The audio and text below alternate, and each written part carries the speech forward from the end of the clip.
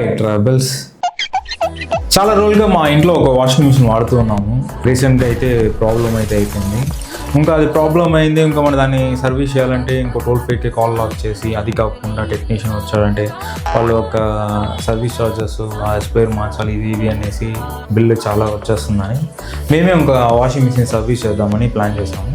ఎవరురా నువ్వు ఇంత టాలెంటెడ్గా ఉన్నావు? మా ఇంట్లో వాడే వాషింగ్ మిషన్ వచ్చి బోష్ ఫ్రంట్ లోడ్. అది వచ్చి చూసారంటే ట్యాప్ ఎర్రర్ వస్తుంది.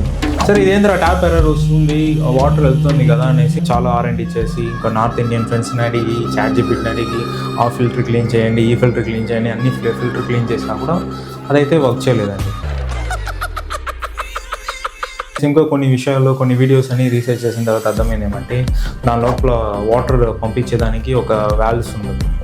ఆ వాల్వ్స్ వచ్చి ఆటోమేటిక్గా వాటర్స్ని వచ్చి ఎప్పుడు అది సెన్సార్ అడుగుతుందో ఆ టైంకి వాటర్ ఫ్లో చేస్తుంది. దాంట్లో చూసారంటే ఒక వాల్వ్ పని చేస్తుంది, ఇంకొక వాల్వ్ పనిచేయలేదు. సరే ఇంకా ఫైనల్గా ఇదే ప్రాబ్లమ్ ఉంది. ఎట్లా తిరిగి మనం వచ్చి ఆ స్పేర్ తెచ్చి మేమే డిఫాల్ట్గా రీప్లేస్ చేసాము. మా ఒక వాషింగ్ మిషన్ అయితే రెడీ చేసాము విత్ తక్కువ బడ్జెట్లో.